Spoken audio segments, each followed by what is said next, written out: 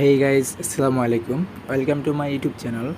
So আজকে আপনাদের দেখানোর চেষ্টা করব বাংলাদেশ সেনাবাহিনীর সুনামধন্য প্রতিষ্ঠান সিএইচডি পূর্ণরূপ হচ্ছে ক্যান্টিন স্টোরস ডিপার্টমেন্টস।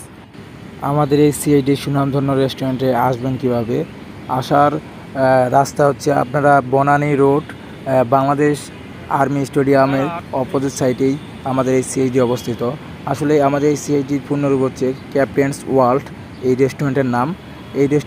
এই রেস্টুরেন্টে এত সুন্দর যা আপনাদের বলে বোঝাতে পারবো না।